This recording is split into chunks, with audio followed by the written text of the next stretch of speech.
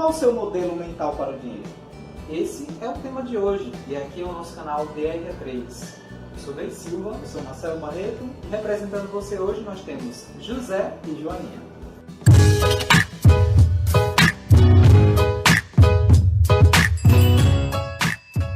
Bom, gente, Joaninha, ela está representando aquelas pessoas que atravessam um rio com um sorrisal na mão, chegam na outra margem com um sorrisal intacto.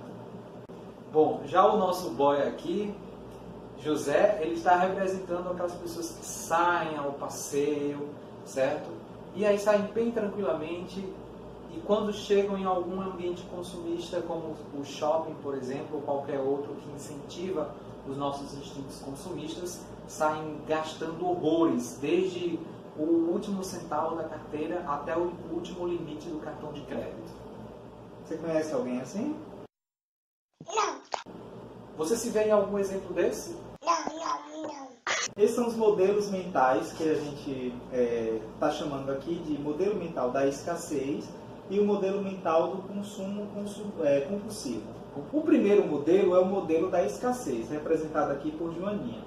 São aquelas pessoas que não compram nem o básico para casa, não porque não tenham dinheiro, porque estão sempre pensando que vai faltar, que o que tem vai faltar. Então sempre estão movidos por essa ideia, por essa crença de que o dinheiro vai faltar. Então economizam o máximo, não é, que podem, economizam muitas vezes sem necessitar, evitando sempre um mau futuro, porque eles acreditam que o dinheiro é muito escasso, eles não acreditam numa abundância, acreditam na escassez do dinheiro.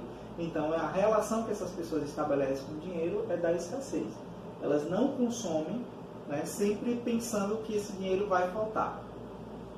E o outro exemplo que a gente citou aqui, representado por José, seria um modelo do consumo compulsivo, né? Que muitas vezes as pessoas elas acabam consumindo sem inclusive planejamento, sem inclusive pensar no amanhã, ou então na ideia de que o amanhã ele pode vir a nem existir mais. Então tem muita gente que pensa, nem sei se vou estar vivo amanhã, Então vou viver tudo hoje. então né, vou viver tudo que eu posso hoje, vou comprar tudo que eu posso hoje. Mas aí quando a pessoa tem esse modelo mental do consumo compulsivo, então ela acaba não percebendo que o amanhã pode existir, né? O amanhã ela pode estar muito viva e com contas para pagar. E muito endividada. Agora o curioso é que as pessoas que vivem com o modelo, né, o seu modelo mental da escassez, elas também não são pessoas prósperas. Privam de muitas coisas, se privam inclusive do necessário, são as pessoas que não, elas serão prósperas. Elas não serão prósperas porque o modelo dela é da escassez. Então elas não têm também como investir, né, numa boa alimentação, não tem como investir numa boa educação. Ela não investe em nada porque ela acredita na escassez das coisas. Então o padrão de vida dela sempre também vai ser escasso. Então a gente está a falar aqui de dois extremos, né? Em que esses dois extremos eles levam para caminhos muito distantes do equilíbrio. Exatamente. Né? Porque um vai prezar mais pela ideia da escassez e que tem que economizar exageradamente. Exato. Por outro lado, o outro vai ter que consumir compulsivamente para poder dar vazão a essa sua necessidade. Não é isso? Desses dois modelos do extremo, vocês conseguem se identificar ou perceber alguma semelhança com as suas ações? Conseguem perceber alguma semelhança nas suas atitudes, nas suas escolhas? Não. Bom, se você consegue identificar isso, não precisa se desesperar. Afinal de contas, todo mundo acaba se identificando com um modelo ou outro, na verdade. Exato. Mesmo porque quando você está no modelo da escassez, a gente pensa assim, poxa, essa pessoa ela é extremamente controlada, não é? Mas por que ela não prospera? Na nossa psique, ela trabalha com válvulas de escape. De forma compensatória, essa pessoa ela vai acabar consumindo, né? Ela vai acabar caindo no outro modelo, ela vai consumir de modo inconsciente.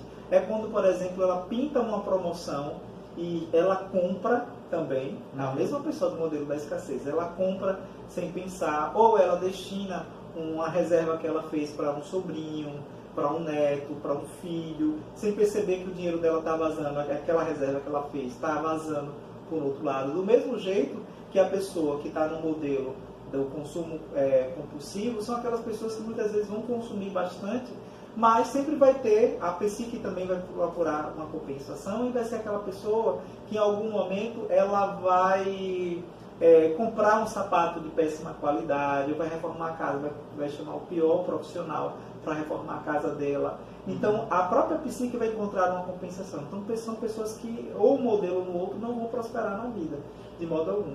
Isso é muito interessante, porque isso acontece, por exemplo, em um modelo, quando a gente fala de modelo de escassez, por mais que a pessoa ela economize, por mais que ela pense que está fazendo a coisa correta, mas é porque o modelo mental dela foi programado para a escassez. Então a economia que ela fez não foi uma economia da prosperidade, foi uma economia para a escassez. Então a mente dela vai sempre, como é que a gente poderia dizer isso? Subornar? Será uma tendência a se comportar assim, é isso que você quer dizer? Não, quando a gente quer se comportar de uma determinada forma, mas se comporta de outra. Se sabotar. Então, sabotagem. Então, essa é a palavra que eu queria falar. Exatamente, porque é o sistema de compensação da psique. Então, ela vai se sabotar em algum momento. Então, tudo isso porque o modelo mental que a gente falou aqui, representado pela Joaninha, seria o modelo da escassez. Então, ela está fixada nesse modelo da fixez. Já por outro lado, quando a gente falou do modelo mental representado por José, classificado como um modelo consumista compulsivo, né? Então ele, muitas vezes, para aparentar uma imagem, ele vai consumir exageradamente e muitas vezes vai faltar rendimentos para outras aplicações necessárias do seu bem-estar. Em algum momento ele vai se sabotar também. E em algum momento ele vai tender ao contrário. Ele vai tender ao contrário. Porque a nossa psique, ela sempre vai buscar a harmonia. Não é? Então, se você está em um extremo, você vai se compensar no outro e vice-versa. Mas são dois modelos que não prosperam. Essas pessoas não prosperam. Isso é importante saber porque o modelo mental que é enraizado, ele acaba determinando a sua prosperidade. Ele acaba determinando a sua prosperidade enquanto a gente não se conscientiza disso, né, Ney? Não se conscientiza do que está nos movendo e não trabalha, não entra no processo de reprogramação mental, não é, de conscientização, de psicoeducação para transformar isso. Pronto, é justamente aí que você entrou num ponto importante que eu já estava até preocupado, que é o seguinte, então, quer dizer que vocês aí falando desses dois modelos mentais, né, existe um modelo aí mental programado para o consumo, o outro para a escassez, aí a gente poderia dizer, então, estamos fadados a isso? Qual seria a solução? A gente poderia falar. Determinismo psicológico. A gente estaria, no caso, fadado ao determinismo ou existiria uma solução para isso? Existe uma solução para isso. A gente tem que entender que, primeiro, pensar que não vem do nada, não é essa programação mental, não é esse processo de formação de significados, de crenças, de condicionamento psicológico, a depender de como você entenda isso. Mas vem justamente do primeiro contato, da primeira relação, das primeiras relações que a gente estabelece com o dinheiro ainda na infância, não é? Na convivência com os nossos pais, com as primeiras pessoas do nosso ambiente, não é? Grupal, não é? A gente poderia citar, por exemplo, o poder que as expressões, as palavras das pessoas nos influenciam. Não é? Quando você vai pedir alguma coisa, você ainda está na infância, vai pedir alguma coisa a seu pai, a sua mãe, e a sua mãe diz assim, eu não tenho dinheiro, sempre com esse mesmo discurso, eu não tenho dinheiro. Não é, Ney? Mas não é só isso, não é, Ney? O que mais? Então a gente poderia também, além dessa questão da afirmação que acaba, da expressão verbal sim, né, que acaba nos influenciando durante o nosso processo de infância, a gente poderia citar também a questão dos exemplos. Exatamente. Né? Os exemplos, eles falam muito fortes, porque muitas vezes a gente pode educar uma criança dizendo, mas eu nunca falei isso, mas o seu modo de se comportar. Exatamente. Será que não revela alguma coisa ou alguma tendência? Não diz que é dito assim, não é? Que o exemplo fala muito mais, as atitudes falam mais do que 1000 palavras, e é verdade. Aí você diz assim em casa, não, a gente precisa economizar, economiza por um lado. Desliga todas as luzes da casa, economiza água, não é isso? Sim. Faz tudo isso, aí de repente você vê, você sai com sua família, você está na infância, você sai com sua família e você vê seu pai numa churrascaria, comprando todas as cervejas da churrascaria, pedindo todas as carnes, consumindo um bocado. Então, você acaba internalizando esse modelo também. É uma contradição, inclusive. Diz que é para economizar por um lado, mas gasta por outro. Então, isso, a gente internaliza isso como um modelo. De modo repetitivo, você acaba reproduzindo. E além desse aspecto, existe um outro aspecto também, que são os próprios eventos, que eu poderia dizer traumáticos, né, que acabam marcando de forma bem acentuada um determinado evento que foi determinante para a formação daquele pensamento.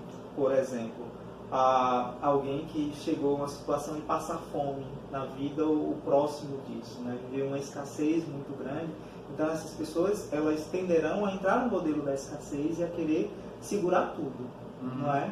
O medo de novamente viver essa experiência. Então foi um evento traumático. Ou, por um lado, a pessoa do consumo compulsivo, aquela pessoa que também viveu certas privações, inclusive pessoas que, por algum problema de autoestima, também querem compensar esse valor pessoal consumindo, né, consumindo cada vez mais, porque é uma forma de preenchimento, é uma forma de compensação mesmo, né, de frustrações, de compensação de autoestima consumindo. Então, eu não compro uma camisa que me satisfaz, eu preciso comprar a camisa de tal marca, mesmo que eu não saiba nem da procedência dela. Mas eu sei que é marca tal e que passou na propaganda, que todo mundo fala bem, eu vou e consumo. Não é? Como a gente está abordando aqui, um aspecto que eu quero trazer aqui, uma analogia que eu encontrei no livro, inclusive, que eu estou lendo ainda, Os Segredos da Mente Milionária, e que eu recomendo demasiadamente, de forma bem acentuada. Gente, vocês precisam ler esse livro, porque esse livro nos leva a refletir sobre os nossos modelos mentais, né, o que a gente está trazendo aqui. Então, uma coisa bem interessante, uma analogia que é trazida no livro, é sobre a questão do trabalho com as raízes. Sim. Né? Então, uma árvore, ela pode dar frutos lindíssimos, certo? Mas as raízes delas, elas podem não ser tão substanciais e fortes ao ponto de segurar esse tronco, essa árvore ou mesmo esses frutos.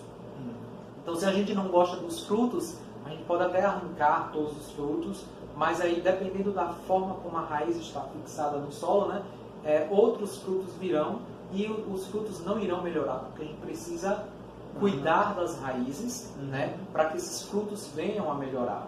Né? Então, ou seja, não adianta a gente cuidar apenas da aparência, né? É preciso a gente ir a fundo e ver quais são as nossas questões, ou seja, qual é o nosso modelo mental, ou seja, o que está determinando os nossos frutos. Né? Exato. Só assim a gente vai poder melhorar a qualidade desses frutos. E aí é onde entra o processo de psicoeducação, que nada mais é do que você se conscientizar de qual é o seu modelo mental que está influenciando o seu comportamento financeiro e tentar se educar.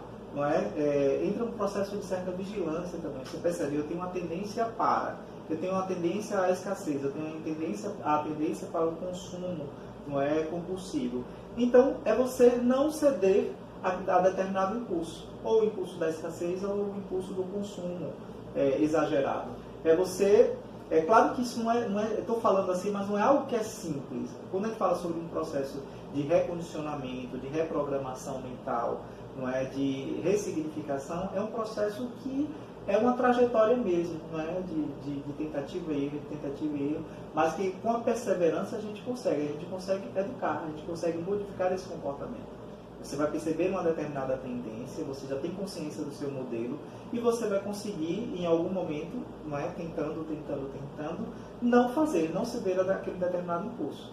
A quem vive na regra da escassez. Saber que eu preciso sim de um planejamento, mas eu não preciso de um controle rígido que me impede de prosperar, que me impede de consumir, né?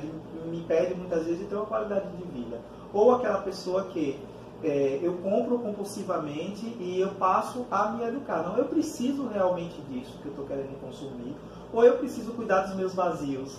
né? Eu preciso cuidar do que realmente está me movendo a consumir. E essa pessoa também, com um processo de reprogramação mental, de recondicionamento, de ressignificação, ou seja, de trabalho com essa raiz, ela também começa a ter bons resultados. É isso mesmo.